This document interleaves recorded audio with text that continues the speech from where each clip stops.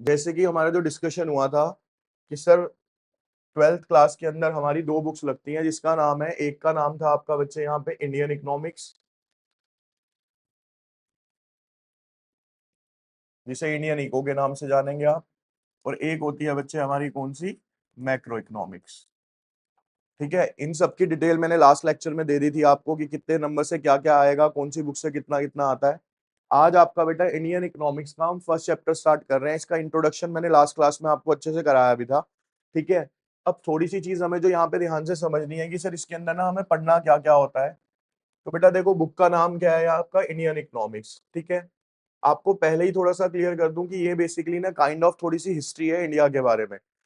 अब बेसिक यहाँ पे चैप्टर का नाम देखो क्या है, Indian economy on the eve of independence. Independence कब मिली बच्चे हमें, 1947 में।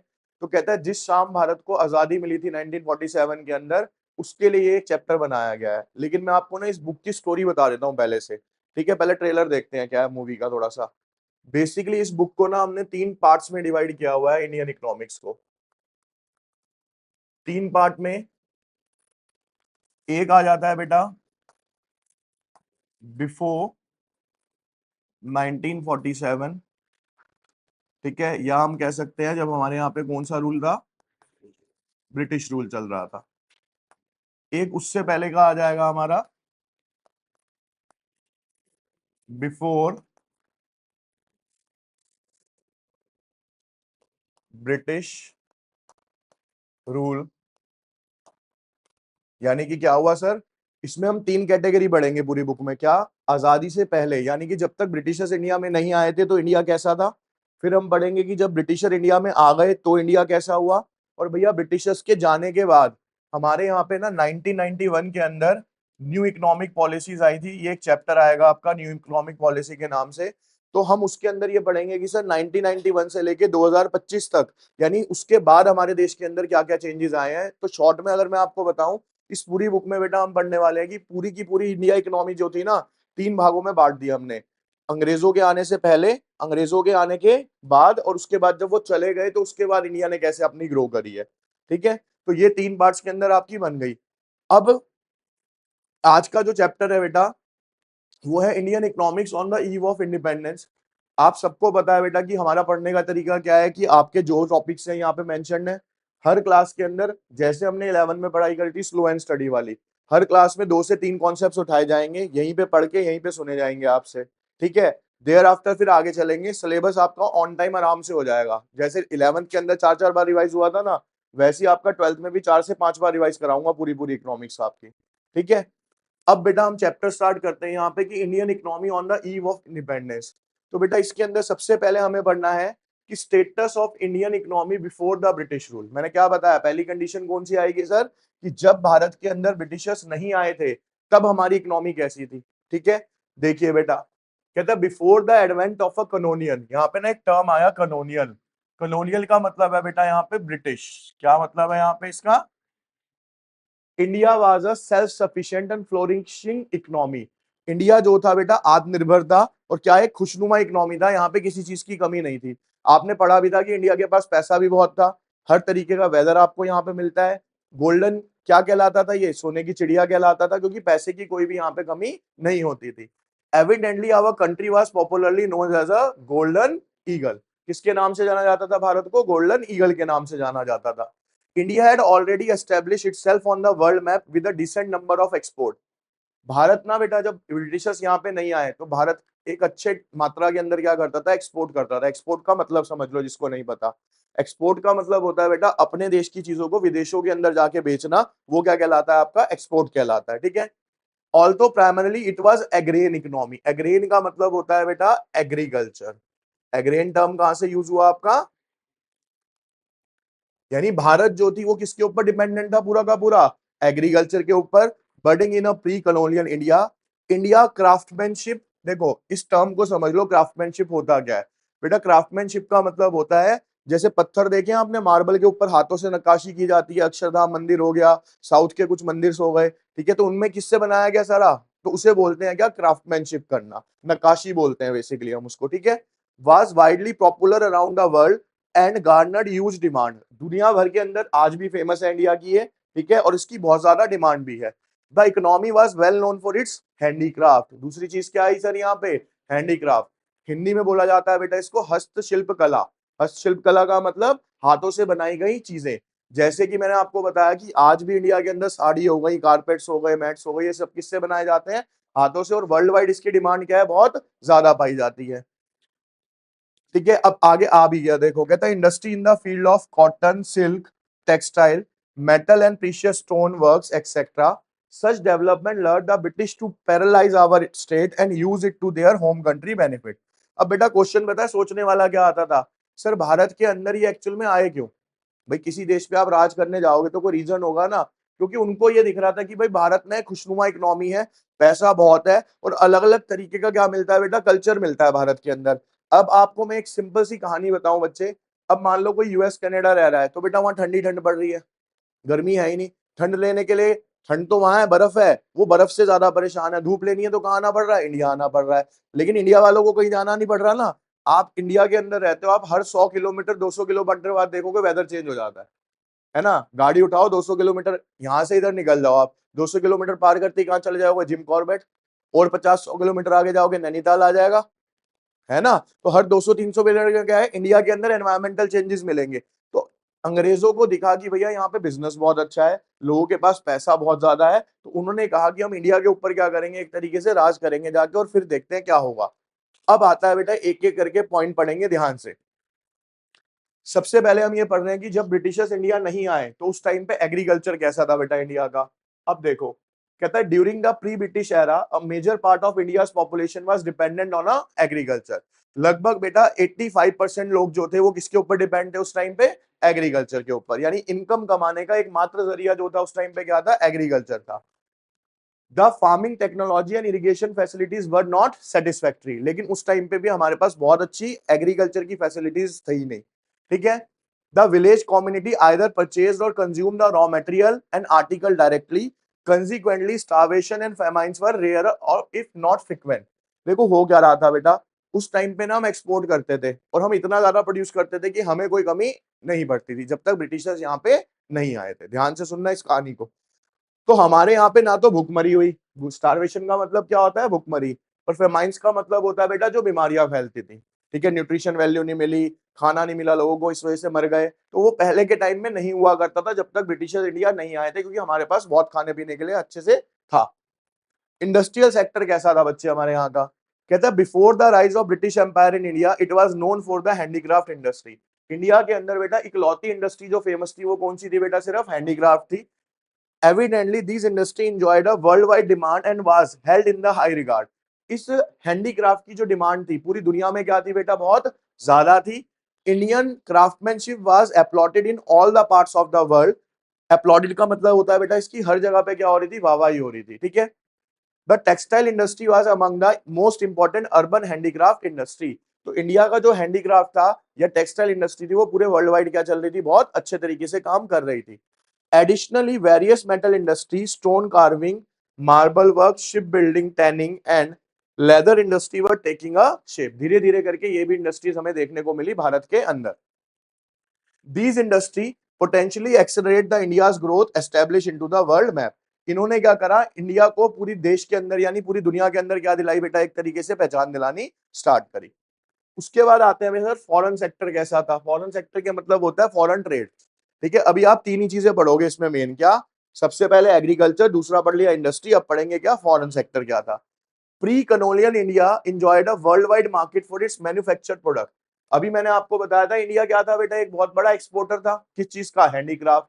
ठीक है, the excellent level of craftsmanship were held in the high regard and enjoyed a global reputation. India की क्राफ्टमैनशिप इतनी अच्छी थी कि पूरी दुनिया में उसकी डिमांड थी, और इंडिया में बैठ के हम वो सामान क्या कर रहे थे, वर्ल्ड वाइड एक्सपोर्ट करते थे। Pre British India also excelled in the artistic handicraft industry which include jewelry made of gold and silver, brass, copper and bell metal wares, marble work, carving works in a ivory wood, stone, artistic glassware, etc. देखो भारत के अंदर ना बेटा अलग अलग तरीके की नकाशी पाई गई ग्लास के ऊपर। आप जैसे आगरा वगैरह की साइड जाओगे ना तो आप देखोगे वहां मार्बल के हाथी बने हुए मिलेंगे आपको, सारे हैंडमेड्स होते हैं वो। ठीक है, अगर आप किसी ऐसी जगह जाओगे जैसे कि जहाँ पे पेड़ पौधे हो, जैसे केरल हो गया या कहीं पे भी एक्स साइड साउथ में जाओगे, तो वहां पे ना आपको लकड़ी की नकाशी बहुत मिलेगी। लकड़ी के खिलौने बना के देंगे वो। तो हर जगह का, हर स्टेट का क्या है, हैंडीक्राफ्ट अपनी अपनी जगह मशहूर चलता है, ठीक है। अब जैसे कि हम हर साल करते हैं बेटा, क्या एक टॉपिक खत्म, उसकी प्रैक्टिस शीट। अब आपसे पूछूंगा, आप मेरे को आंसर देंगे बेटा। What was India known as before the British rule? कहता है जब हमारे यहाँ पे ब्रिटिश रूल नहीं था तो इंडिया को क्या कहा जाता था भैया? गोल्डन ईगल, बिल्कुल ठीक है। Which sector had a major population dependence in a pre British India? कहता है किस सेक्टर के ऊपर सबसे ज्यादा डिपेंडेंस थे? एग्रीकल्चर, सर बिल्कुल ठीक है। Which of the following industry enjoyed a world wide demand in the pre colonial period? Pre colonial का मतलब जब तक ब्रिटिशर्स यहाँ पे नहीं आए थे। चिराग, बिल्कुल ठीक है सर, टेक्सटाइल इंडस्ट्री। उसके बाद आता है सर यहाँ पे, what industry were taking a shape in pre colonial India beside textile? Textile के अलावा इंडिया के अंदर उस टाइम पे क्या चीज ज्यादा ग्रो हो रही थी संदीप? एग्रीकल्चर और फार्मिंग। बेटा ये हो रही थी metal work, stone carving and ship building, लिखा है ना उसके अंदर। एग्रीकल्चर तो पार्ट ही अलग हो गया। अभी हम बात किसकी कर रहे हैं? हैंडीक्राफ्ट वगैरह की जैसे करते हैं, ठीक है। What contribute to the India strong global reputation in the pre colonial period? सबसे ज्यादा इसमें से किसने पॉजिटिव के अंदर रोल प्ले किया था इंडिया की इकोनॉमी के अंदर, बताओ। बिल्कुल, देखो अब मैं आपको ना थोड़ा सा समझाता हूं। देखो, इस थ्राइविंग का मतलब नहीं पता हमें सर, एक्चुअल में नहीं पता आपको, है ना। बोलोगे नहीं, लेकिन मैं बता देता हूँ, नहीं पता था। अब चलते हैं, है क्या ये, कैसे चुना जाएगा आंसर? सर यहाँ पे ये पूछा गया कि हमारी पॉजिटिव ग्लोबल रेपुटेशन कैसे बनी थी, यानी हमारा नाम कैसे बना दुनिया के अंदर। अब weak agriculture sector, weak agriculture sector से नाम बनेगा? नहीं बनेगा। तो सर ये पॉइंट, लैक ऑफ क्राफ्टमैनशिप, किसी चीज की कमी की वजह से नाम बनेगा? नहीं बनेगा सर। क्या पॉपुलेशन ज्यादा होने से कभी नाम हुआ किसी कंट्री का? सर ये भी नेगेटिव पॉइंट था। अब बचा गया सर यहाँ पे thriving foreign trade. Thriving foreign trade का मतलब होता है फॉरेन ट्रेड का बढ़ना। लगातार फॉरेन ट्रेड क्या होता चला जा रहा था बेटा, हमारा इंक्रीज होता चला जा रहा था, वर्ल्ड वाइड हमें क्या हो रहा था, नाम मिलता चला जा रहा था। क्लियर है यहां तक सबको? बेटा इसके बाद आता है economy who attempted to estimate national income and per capita income. Topic है बेटा, ऐसे कौन से इकोनॉमिस्ट थे, अर्थशास्त्री थे, जिन्होंने नेशनल इनकम या पर कैपिटा इनकम को निकालने का सोचा। उसके लिए हमें पहले कुछ टर्म समझने हैं। देखिए बेटा, एक टर्म आता है जिसका नाम क्या है यहाँ पे, जीडी, ग्रॉस डोमेस्टिक प्रोडक्शन। बेटा डोमेस्टिक का मतलब होता है कोई भी ऐसी चीज जो कि इंडिया की बाउंड्री यानी इंडियन टेरिटरी के अंदर बनती है, भारत की सीमा के अंदर बनती है, उसे बोलते हैं डोमेस्टिक। तो ग्रॉस डोमेस्टिक प्रोडक्शन का मतलब होता है भारत के अंदर टोटल गुड्स एंड सर्विसेज जो भी प्रोड्यूस हुए हैं उसे जीडीपी कहा जाता है भारत की। अब जब इसको हम मनी की फॉर्म में कैलकुलेट करते हैं कि इस साल मान लो इतने गुड्स एंड सर्विसेज प्रोड्यूस हुए, और जब मैं उसको मनी टर्म्स में देखता हूँ कि कितने लाख करोड़ के थे, तो वो हमारी क्या कहलाती है सर? नेशनल इनकम कहलाती है। कि हमने कितने का माल बना के बेचा, तो वो हमारी किस में कन्वर्ट हो जाएगी? एक तरीके से नेशनल इनकम का एक पार्ट कहलाएगी। नेशनल इनकम कॉन्सेप्ट बहुत बड़ा है, अभी शॉर्ट में आपको समझाया है बस मैंने, ठीक है। जब वो चैप्टर करेंगे डिटेल में देखेंगे। अब एक एग्जांपल ले रहा हूं मैं यहाँ पे, कि सपोज करो बेटा हमारी टोटल पॉपुलेशन है 100, और हम मान के चलते हैं कि हमारी टोटल नेशनल इनकम जो है वो कितनी है? 1000 करोड़ है। कितनी है? 1000 करोड़। अब इसमें एक टर्म आया सर, पर कैपिटा इनकम। पर कैपिटा इनकम का मतलब होता है सर प्रति व्यक्ति आय। सिंपल सा लॉजिक है सर, टोटल कितनी है नेशनल इनकम? 1000, वो कितनी है पॉपुलेशन? 100, तो पर पर्सन कितनी इनकम आ रही होगी सर? 10। यानी अगर सर पर कैपिटा इनकम के फॉर्मूले की बात करें तो फॉर्मूला क्या हो गया? National income divided by total population. National income को भाग कर दो किससे? टोटल पॉपुलेशन से, तो क्या निकल के आ जाएगी? पर कैपिटा इनकम निकल के आ जाएगी। समझ आ गया? ठीक है। तो टॉपिक ये है कि ऐसे कौन से अर्थशास्त्री थे जिन्होंने नेशनल इनकम या पर कैपिटा इनकम निकालने की सोची भारत के अंदर। देखिए कहता है as the British government was never interested in upliftment of our country. बेटा आपको पता है जो ब्रिटिशर्स भारत में आए थे, क्या हमारे फायदे के लिए आए थे? वो क्या हमें ग्रो करवाने आए थे? नहीं आ रहे थे। तो हमें पता है कि ब्रिटिशर्स हमारी अपलिफ्टमेंट के लिए यहाँ पे नहीं आए थे। So they never took any initiative to measure India's national and per capita income. इसलिए उन्होंने कभी भी ना तो नेशनल इनकम निकालने की कोशिश करी, ना ही प्रति व्यक्ति आय निकालने की कोशिश करी। Though some of the economists tries to estimate India's national income and per capita income during the colonial rule, लेकिन हमारे भारत के कुछ अच्छे अर्थशास्त्री थे जिन्होंने कोशिश करी कि हम नेशनल इनकम और पर कैपिटा इनकम निकालते हैं। But the result are mixed and conflicting, लेकिन वो जो था वो क्या था, रिजल्ट उनका मिक्सड आया। The following are the some of the notable economy who were engaged in the estimation of, ये बेटा 5 नाम है जिन्होंने कोशिश करी थी, Dadabhai Naoroji, William Digby, Findlay Shirras, VK RV Rao, RC Desai. ठीक है, ये एमसीक्यू में बहुत काम आने वाले हैं आपके। अब देखिए आगे क्या लिखा है, out of these V K RV Rao estimate are considered to be the significant, सबसे ज्यादा बेस्ट या इंपॉर्टेंट किसका माना गया, वीके आरवी राव का। Most of this study revealed that Indian economy grew at even less than the 2%। इसके अंदर ये देखने को मिला कि जो हमारे भारत की अर्थव्यवस्था थी ना, वो 2% से भी कम से ग्रो कर रही थी उस टाइम पे। ठीक है, in 1950 with 0.5% growth in per capita output per year, और per capita income कितने से बढ़ती थी, सिर्फ आधे % से बढ़ती थी, जो कि बहुत ही नेगेटिव साइन था। ठीक है, अब चलिए अब आप आंसर करेंगे बेटा, why did British government not major India's national income और per capita income during the colonial rule. ठीक है, lack of interest in the India's. चलिए, among the economy who estimate India's national income whose estimation are considered, Aditya किसका सबसे बढ़िया माना गया था, V K R V. what was the average annual growth rate of the India's economy during a 1990 to 1950 according to the most studies? हाँ जी गौरव भैया, less than 2%. what contributed to the conflicting result in estimate of India's national income and per capita income during a year? कह रहा किस reason से ऐसा होता था कि हमारा जो रिजल्ट आता था नेशनल इनकम या पर कैपिटा इनकम का, वो ज्यादा एक्यूरेट नहीं आता था। देखो, varying methodologies and economic condition, क्योंकि हर एक इकोनॉमिक्स का ना अपना तरीका था, अपना मेथड था, जिसकी वजह से सारे रिजल्ट क्या आते थे बेटा, अलग अलग आते थे। ठीक है, Why was VKRV Rao estimation of India's national income significant? VKRV Rao का सबसे बेस्ट क्यों माना गया? देखो, 2 पॉइंट आ सकते हैं। His estimate was the highest among all the economists, सबसे ज्यादा करा। देखो आपने ना 11th क्लास के अंदर बेटा पढ़ा था, एक सेंसस मेथड था स्टेट्स के सेकंड चैप्टर में, और एक सैम्पलिंग मेथड था। सेंसस का मतलब क्या होता था, हर एक आइटम को स्टडी करना। सैम्पलिंग का मतलब था कुछ आइटम को स्टडी करना। अब एक एग्जांपल समझो कि हमारी टोटल पॉपुलेशन है, उस टोटल पॉपुलेशन में से बेटा एक पर्सन आता है, वो सिर्फ 5 लाख लोगों का एस्टिमेट निकालता है, एक आता है 10 करोड़ का निकालता है, एक आता है 20 करोड़ का निकालता है। तो सबसे ज्यादा आंसर किसका रिलायबल होगा, यानी जिसने सबसे ज्यादा सैंपल निकाले होंगे। तो सेम यहाँ पे ये हो सकता है कि इन्होंने सबसे ज्यादा क्या करे थे, एक तरीके से आंसर्स निकाले थे, तो इनके मेथड को क्या माना गया, थोड़ा ज्यादा अच्छा माना गया था। ठीक है, देखिए अगला टॉपिक है बेटा, status of Indian agriculture during the British rule.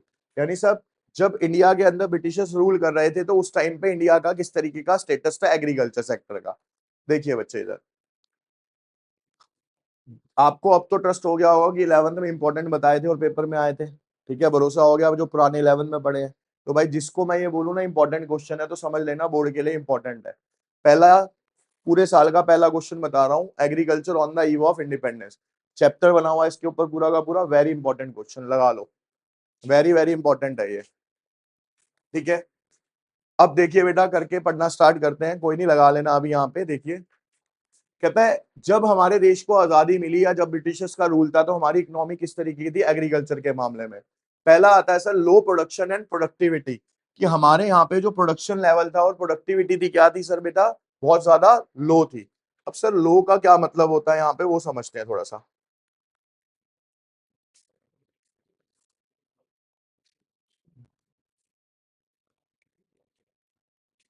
देखिए बेटा, प्रोडक्शन और प्रोडक्टिविटी में क्या डिफरेंस है, कोई बताएगा?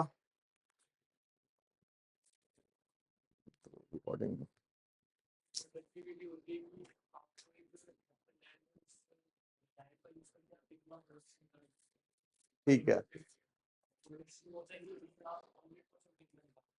ठीक है, अब इसको देखो ऐसे समझेंगे, मैंने पूछा आपसे कि प्रोडक्शन और प्रोडक्टिविटी में क्या डिफरेंस है।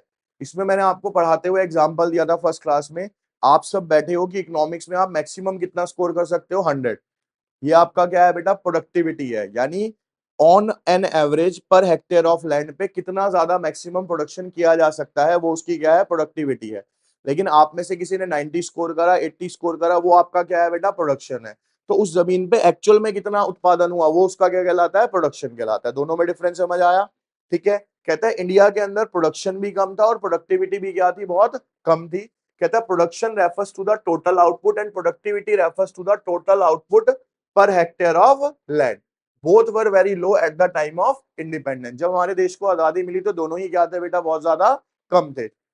High degree of uncertainty. कहता है इंडिया का जो एग्रीकल्चर था ना बेटा, वो असर्टेन था। असर्टेन का मतलब कभी बहुत अच्छी फसल उग जाती थी, कभी बहुत बेकार उगती थी। रीजन कि इंडिया का agriculture till the date rainfall के ऊपर डिपेंड करता है। ना तो यहाँ पे डैम्स थे बहुत ज्यादा, ना सिंचाई के साधन अच्छे हुआ करते, तो हम किसके ऊपर डिपेंड करते हैं कृषि के लिए, रेनफॉल के लिए। तो देखो क्या लिखा है, agriculture in India was heavily dependent on a rainfall due to the lack of the permanent mean of irrigation, dam, wells. No efforts by the Britishers were made to strengthen the agriculture sector. Britishers ने थोड़ी सी भी कोशिश नहीं करी कि agriculture sector को क्या किया जाए, आगे लेके जाया जाए। The dominance of the subsistence farming. अब पहले ना हम समझते हैं कि सब्सिस्टेंस फार्मिंग है क्या। ठीक है, इसको जरा ध्यान से समझेंगे आप। इसमें मैं दो टॉपिक समझा दूंगा अभी आपको, तो ध्यान से देखिए बेटा इधर। दो टॉपिक के अंदर सबसे पहले ना मैं आपको समझाता हूं यहाँ पे जमींदारी सिस्टम। इसको हम ट्रायंगुलर सिस्टम के नाम से भी जानते हैं। बेटा हमारे यहाँ पे एक थे ब्रिटिशर्स, एक हो गए हमारे यहाँ पे, और एक हो गए कल्टीवेटर या फिर,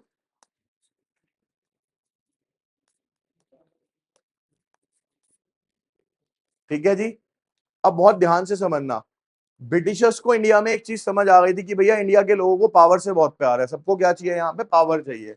तो इन्होंने क्या करा कि उस टाइम के जो रईस लोग थे या जिनके पास पैसा था, उनको बोला कि हम ना आपको एक राइट देते हैं, आपको एक अधिकार देते हैं कि हम ना आपको जमीनों का क्या बना देंगे, मालिक बना देंगे। क्या बना देंगे? उसके बदले में आप एक कुछ रिवेन्यू हमें कमा के दोगे, यानी आप उस जमीनों के बदले में हमें कुछ पैसा दोगे। अब मान लो इन्हों को जो भी इन्होंने जमीन दी और इनको कहा कि आपको ना उसका 500 रुपए के हिसाब से मेरे को क्या देना है, रेंट देना है उस टाइम में। तो इन्होंने कहा ठीक है जी हम दे देंगे, लेकिन इनको अधिकार क्या मिल गया, अब इस जमीन को आप आगे किसी को जो मर्जी करने के लिए दो, जैसे मर्जी पैसे कमाओ, हम आपको कुछ नहीं कहेंगे। तो जमींदारों ने ये जमीनें किसको दी आगे बेटा, फार्मर्स को। लेकिन यहाँ 500 रुपए देते थे इनको और फार्मर से कितने चार्ज कर रहे थे वो, 2000। यानी बर्डन किसके ऊपर आ गया, फार्मर्स के ऊपर।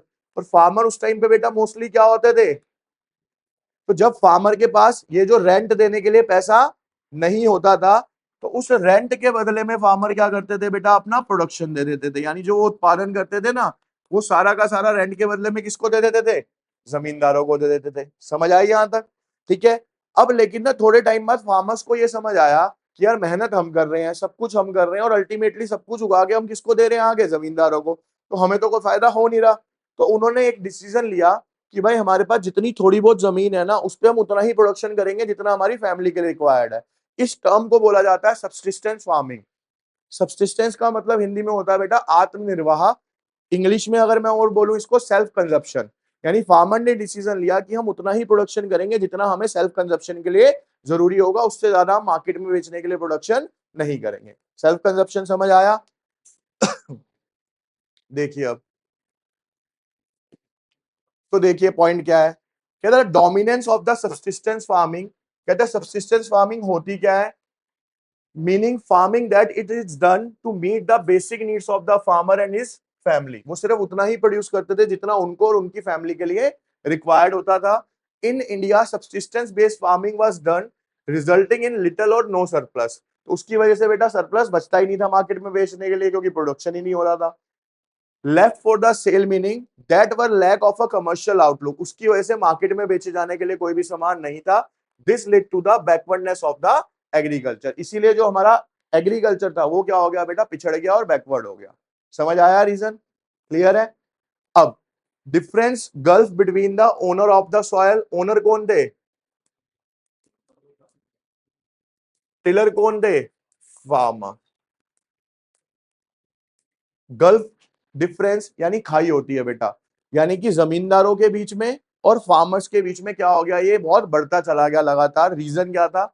The owner of the soil share the output with the tiller. वो अपनी जमीन देते थे किसको? फार्मर्स को, but they did not share the cost of the production. लेकिन वो उनके साथ जो प्रोडक्शन करते थे ना, उसमें कोई रोल प्ले नहीं करते थे, वो सिर्फ क्या पे करते थे? जमीन दे देते थे। The owner were simply interested in increasing there income. जमींदार किस चीज में इंटरेस्टेड थे? कि हमें तो भैया पैसा चाहिए, हमारी इनकम बढ़ाओ। For tiller agriculture was the source of subsistence. लेकिन फार्मर के लिए वो क्या था बेटा? अपनी जरूरतों को पूरा करने के लिए था। And for the owner it was a source of income without investment, creating a wide economical gap between the two. अब देखो हुआ पता है क्या? शॉर्ट में बताता हूं। जमींदार क्या करता था? ना तो मेहनत करता था, ना खेतीबाड़ी के लिए कोई अमाउंट पे करता था, सिर्फ जमीन दे देता था, कहता प्रोडक्शन करो। फार्मर कहता था भैया मैं प्रोडक्शन सिर्फ अपने लिए करूंगा, मैं ज्यादा नहीं करूंगा। तो ये बहसबाजी ना बढ़ती चली गई और इन दोनों के बीच का जो गैप था वो क्या होता चला गया? बढ़ता चला गया। ठीक है, अब आप देख लो बेटा, हम बात कर रहे हैं 1947, 2025 में भी किसान आंदोलन चल ही रहा है ना? तो चीजें तो अभी भी वैसी की वैसी कुछ चीजें चली आ रही हैं अभी भी। ठीक, इसके बाद आता है बेटा यहाँ पे एक term small and fragmented holding. इस टॉपिक को पढ़ाने से पहले ना एक बहुत छोटी सी स्टोरी बता रहा हूं, अपने आप ये टॉपिक आपको समझ भी आ जाएगा, आप मेरे को समझा भी दोगे खुद ही। देखो अभी इधर देखिए बेटा, बेटा दो फार्मर्स हैं हमारे,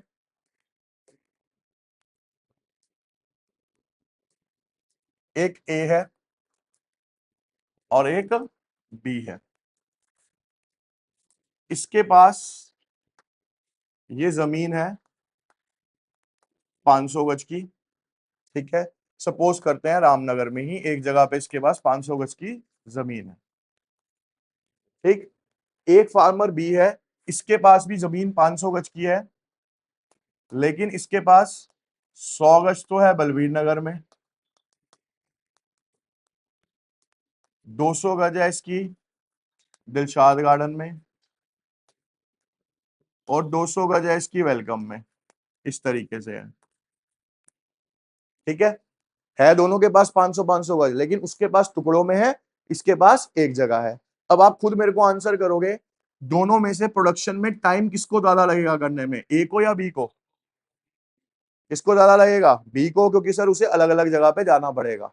टाइम किसका ज्यादा लगा? बी का। चलो, यानी सर टाइम किसका ज्यादा लगेगा। अब हम बात करें सर कॉस्ट किसकी ज्यादा आएगी? चीज का उत्पादन करने में खर्चा ज्यादा किसका आएगा बेटा? बी का ही आएगा ना। अब आप खुद सोचो, आप एक कोचिंग ले रहे हो, तीनों सब्जेक्ट की आपकी यहाँ है या दो सब्जेक्ट की यहाँ है। आपने अगर रिक्शा से आना है, बाइक से आना है, एक ही जगह आना है ना। तीन कोचिंग अलग अलग जगह पे है, तीनों जगह जाओगे, टाइम लगेगा, ज्यादा लगेगा, पैसे आने जाने के ज्यादा लगेंगे। तो सेम फार्मर्स के साथ था बेटा। इसी को बोला जाता है स्मॉल एंड फ्रेगमेंटेड। फ्रेगमेंटेड का मतलब होता है टुकड़ों में जमीनें थी किसानों के पास, छोटी थी और टुकड़ों में थी। समझ आ गया अब अच्छे से? चलिए देखिए, कहता है there were small and fragmented land holdings leading to the low output, जिसकी वजह से प्रोडक्शन क्या होता था बेटा? कम, एट अ हाई कॉस्ट, और कॉस्ट ऑफ प्रोडक्शन क्या आती थी उनकी? ज्यादा। Therefore land holdings were uneconomical. तो जो छोटी और टुकड़ों में लैंड होल्डिंग्स थी वो उनके लिए अनइकोनॉमिकल का मतलब महंगी बहुत पड़ती थी उनको। ठीक है, अब आता है जमींदारी सिस्टम और land revenue system under the British Raj. अभी समझाया था जमींदारी सिस्टम वही है, पढ़ लेते हैं। कहता है during the British rule a unique land revenue system was introduce in India. Under this system a triangular relation, अभी बताया था ना कौन सा रिलेशन होता है ये? Triangular. Was set up between the government, government कौन हो गई? बिल्कुल ठीक, बता देता हूं मैं आपको। सर गवर्नमेंट कौन हो गई? ब्रिटिशर्स। ओनर कौन हो गया सर? जमींदार। टीलर कौन हो गया सर? तो ये एक ट्रायंगुलर रिलेशन बना दिया गया था किसके बीच में? इन सबके बीच में। क्लियर? अब सर फीचर्स क्या थे जमींदारी के? पहला, zamindar were recognised as a permanent owner of the soil. Britishers ने जमींदारों को क्या बना दिया बेटा? एक तरीके से परमानेंट ओनर बना दिया कि आप इस जमीन के मालिक हो। जमींदार हैड टू पे अ फिक्स सम और revenue to the government as a land revenue. जमींदारों को उसके बदले में क्या करना पड़ता था? एक फिक्स सम किसको देना पड़ता था? ब्रिटिशर्स को। And they were unable to do so, they stood in danger of losing their right. लेकिन ब्रिटिशर्स ने उनको क्या कहा कि अगर आप हमें टाइम पे पैसे ला के नहीं दोगे तो हम आपको इस अधिकार से हटा देंगे, यानी जमींदार से आपको हटा दिया जाएगा पोजीशन से। जमींदार were free to extract as much they want from the tiller of the soil as they wish and could. वो आगे फार्मर से जितना मर्जी रेंट चार्ज कर सकते थे, जितना मर्जी प्रोडक्शन करा सकते थे, क्योंकि उनका मालिकाना हक था जमीनों के ऊपर। प्रॉब्लम विद जमींदारी सिस्टम क्या था बेटा? कहता unlimited exploitation of the tiller of the soil by the जमींदार। एक्सप्लॉयटेशन का मतलब होता है शोषण, यानी कि जो किसान थे ना, किसानों को बहुत अधिक मात्रा में क्या किया जाता था बेटा? जमींदारों द्वारा शोषण किया गया। High rate of land revenue to be paid by the tillers. Farmers को बहुत अधिक मात्रा में क्या पे करना पड़ता था? रेंट पे करना पड़ता था। Tiller were reduce to the status of landless labour resulting in the earning just to meet their basic need. जो फार्मर्स थे ना, वो क्या कहलाने लग गए? लैंडलेस लेबर, यानी जिनकी जमीनें नहीं है, सिर्फ आप उस पर क्या कर रहे हो? एक नौकर की तरह काम कर रहे हो। अब बेटा आता है फोर्स कमर्शलाइजेशन ऑफ एग्रीकल्चर। इसको बहुत ध्यान से समझना बेटा। यहां पे देखिए,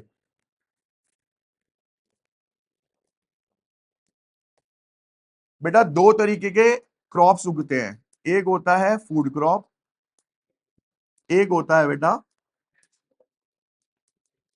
फूड क्रॉप राइस, यानी खाने पीने की वस्तुएं। ये हो गया बेटा जो बेचने के काम आती हैं, जूट, रबड़, एक्सेट्रा। यहां तक समझ आ गया? अब भाई किसान कौन सा प्रोडक्शन करना चाहता होगा आपके हिसाब से? Food crop. लेकिन जो जमींदार थे या ब्रिटिशर्स थे, वो कौन सा चाहते होंगे? तो फोर्स कमर्शलाइजेशन का मतलब क्या है बेटा? कि जमींदारों ने और ब्रिटिशर्स ने हमारे किसानों को फोर्स किया कि आप इस फूड क्रॉप का प्रोडक्शन बंद करके किसका प्रोडक्शन ज्यादा करो? कैश क्रॉप का। क्योंकि फायदा किस में ज्यादा मिल रहा था उनको? कैश क्रॉप में ज्यादा मिल रहा था। तो देखो लिखा है commercialisation means that where was shift from the cultivation for self consumption to the market. यानी किसानों को यह बोला गया सिर्फ आप अपने लिए मत उगाओ, ये किसके लिए उगाओ? आप मार्केट में बेचने के लिए उगाओ। Reason: the British rule in India collided with the Industrial Revolution in Britain. Therefore, this commercialization of crop was done to meet the requirement of indigo. और उस टाइम पे जो सबसे ज्यादा इंपॉर्टेंट चीज थी ना, वो इंडिगो था। इंडिगो का मतलब होता है स्याही। ठीक है, कपड़े रंगने की एक स्याही आती थी। उस टाइम पे इतने कलरफुल कपड़े नहीं होते थे, वो एक इंडिगो होता था, वेस्ट बंगाल में बहुत ज्यादा उगता था। तो और कहीं था भी नहीं दुनिया में। तो अब ब्रिटिशर्स को ना अपने यहाँ पे कपड़े रंगने के लिए चाहिए था, तो उन्होंने फोर्स करा किसानों को कि सबसे ज्यादा प्रोडक्शन किसका करो? आप इंडिगो का करो। was used by the textile industry. कौन यूज करता था उसको? Textile industry. Conclusion: all these reasons combined shows that the agriculture sector on the eve of independence was backward and stagnant. Stagnant का मतलब होता है बेटा constant। तो हमें इससे क्या पढ़ के समझ आया कि सर हमारा जो एग्रीकल्चर था वो बैकवर्ड था और अपनी जगह पे रुका हुआ था, उसमें कोई भी डेवलपमेंट देखने को नहीं मिला जब ब्रिटिशर्स हमारे यहाँ पे थे। क्लियर? अब क्वेश्चन बेटा कहता है word term refers to the farming done to meet only the basic needs of the farmer. Subsistence farming. बेटा जो अपने लिए सिर्फ फार्मिंग करी जाती है उसे क्या बोलते हैं हम? What was the primary reason for the heavy dependence on, जिससे पूछूं बेटा, rainfall in Indian agriculture during the British rule. कहता है हम टोटली रेनफॉल के ऊपर क्यों डिपेंडेंट थे गौरव भैया? D sir lack of government support नहीं, बी लैक ऑफ इरिगेशन, हमारे पास सर सिंचाई के साधन नहीं थे। What triangular relationship did the जमींदार system establish during the British rule? कौन सा ट्रायंगुलर सिस्टम था भैया? देखिए इसमें फ्री सर डिमांड, ये गवर्नमेंट, ब्रिटिशर्स, लैंड ओनर जमींदार, tiller, farmers. What was the primary purpose of force commercialisation of agriculture during the rule in India? क्या reason था कि किसानों को फोर्स किया गया कमर्शलाइजेशन ऑफ एग्रीकल्चर के लिए? सर क्यों? क्योंकि उनको इंडिगो चाहिए था, किसके लिए? अपनी टेक्सटाइल इंडस्ट्री के लिए। What were the consequence of the zamindar land revenue system in India during the British rule? क्या कंसिक्वेंस थे? क्या एंड रिजल्ट निकल के आया बेटा? The status of tiller become reduce to landless. वो क्या हो गए बेटा यहाँ पे? एक तरीके से लैंडलेस लेबर कहलाने लगे। ठीक है, आज का समझ आया सबको अच्छे से? अब बेटा नेक्स्ट क्लास के अंदर इससे आगे का पढ़ेंगे, लेकिन जब आप मंडे को आओगे जो आपकी क्लास है उसमें एक बार अच्छे से करके आओगे सारा। ठीक है,